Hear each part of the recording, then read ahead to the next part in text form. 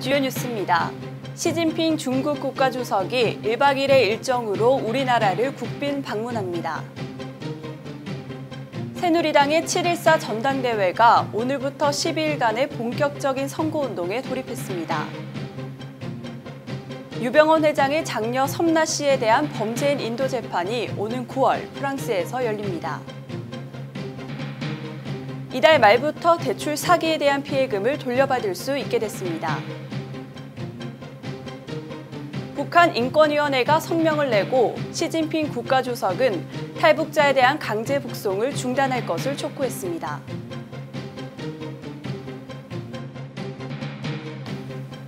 중국의 시진핑 국가주석이 오늘 부인 펑리위안 여사와 함께 1박 2일 일정으로 우리나라를 국빈 방문합니다.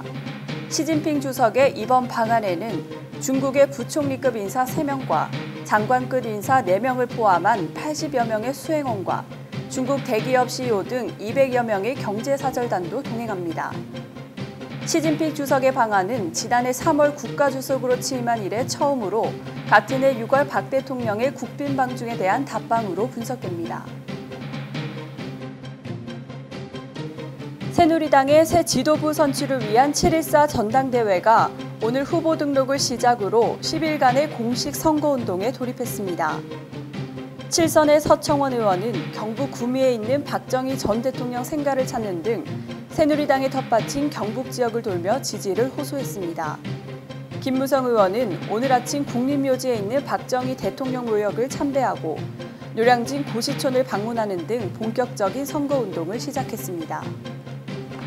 7월 14일 국민참여선거인단 방식으로 치러지는 새누리당 전당대회는 최고 득표자가 당대표를 맡고 상위 득표자 3명과 여성 최고 득표자가 최고위원에 선출됩니다. 프랑스에서 체포된 유병헌 전 세무그룹 회장의 장녀 섬나 씨의 범죄인 인도 재판이 오는 9월 17일에 열립니다. 담당 판사는 어제 열린 공판에서 지난달 한국 법무부가 보내온 80억 원 횡령 혐의 등을 유 씨에게 통보했습니다. 이 자리에서 섬나 씨는 한국인으로의 인도를 동의하지 않는다며 인도 결정이 내려지더라도 상소하겠다는 의지를 드러냈습니다.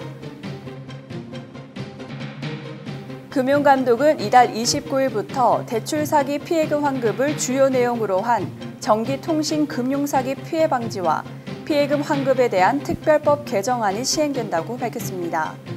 지금까지는 금융회사 등을 사칭한 대출 사기가 발생했을 때 사기범의 계좌과 지급 정지만 됐고 피해자들에 대한 피해금 환급을 이뤄지지 않은 데다 피해금을 환급받으려면 소송을 거쳐야 해 상당 시간이 걸렸습니다. 대출 사기에 이용된 계좌에 대해 지급 정지가 시작된 지난 2012년 3월부터 작년 말까지 대출을 빙자한 사기에 이용돼 지급 정지된 대포통장은 5만 5천여 개, 환급 대상이 되는 사기범 대포통장의 잔액은 작년 말까지 710억 원에 이른 것으로 집계됐습니다.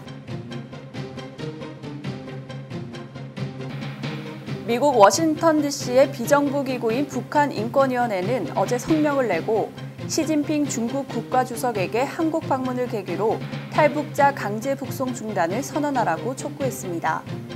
위원회는 성명에서 중국은 탈북자를 강제로 북한에 보내는 정책을 바꿔 한국으로 갈 수 있게 허용해야 한다고 주장했습니다. 위원회는 또 탈북자를 강제로 북한에 송환하면 유엔 북한인권조사위원회가 범죄로 규정한 야만적이고 반인도적인 처우를 받게 되며 북한뿐 아니라 중국 관리들도 이에 대한 책임을 면할 수 없다고 비판했습니다. 지금까지 7월 3일 주요 뉴스 브리핑 유지영이었습니다.